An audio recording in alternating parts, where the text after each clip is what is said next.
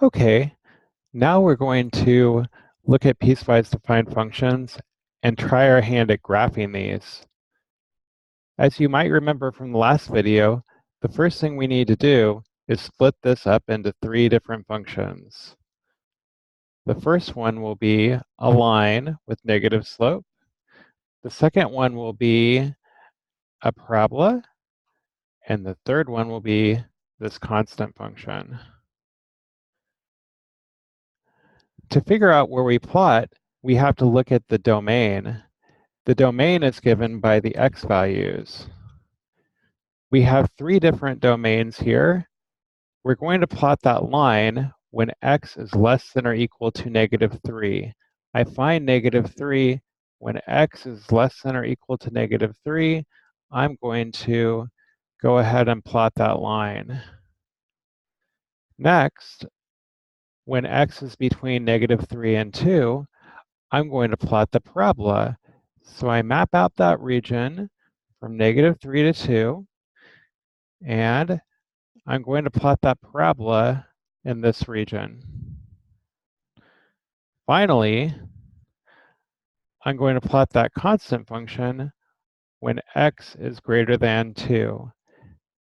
When x is greater than 2, I'm going to map out this region and plot that constant function. Again, we have to remember that this is a function, so we're only going to have one y value for each input. Let's look at the line first. The way I plot this line is I'm going to use 2 points and connect it by a line. Remember, this line is only valid from x is less than or equal to -3. Perhaps we'll go ahead and plug in a -3.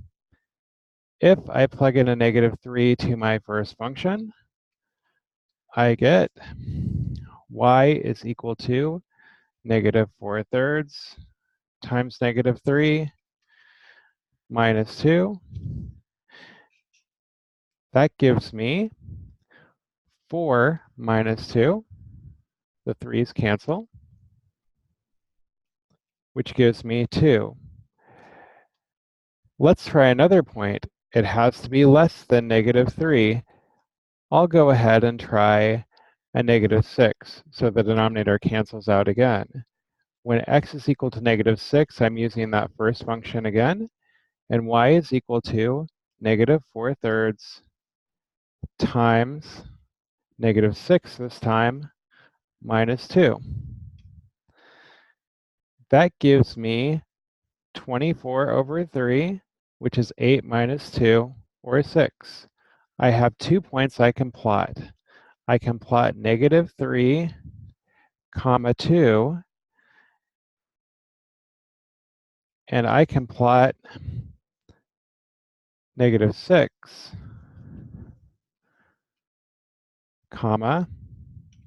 6. And through 2 points are a line. Let's go ahead and draw that. -3, 1, 2, 3, and up 2.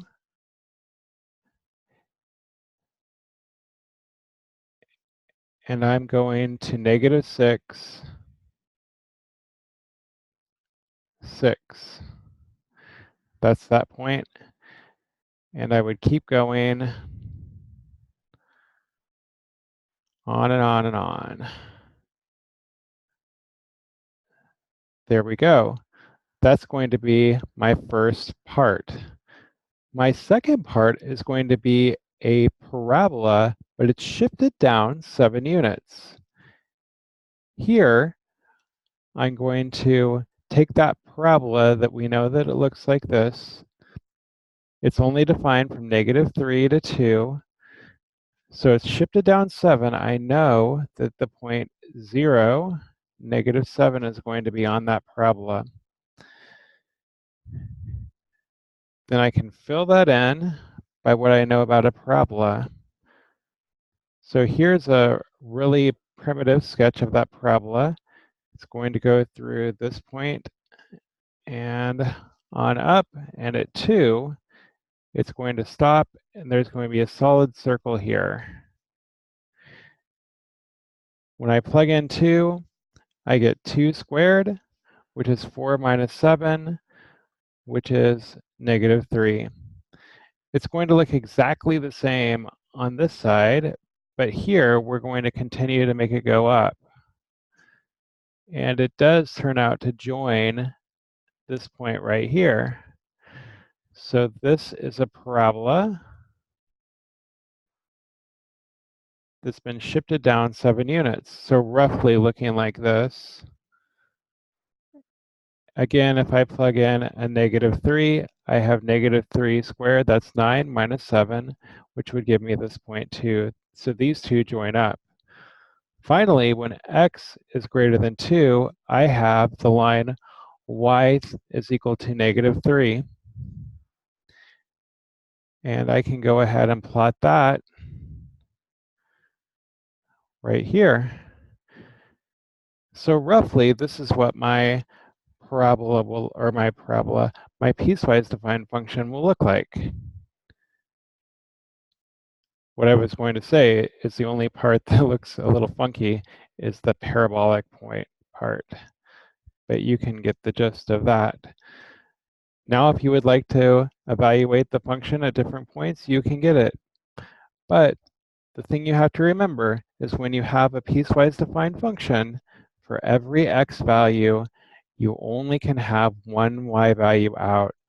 That is why we can't, for instance, extend this line this way and this line this way, or the parabola, because it wouldn't pass that vertical line test. Okay, I hope that's helped. Thank you.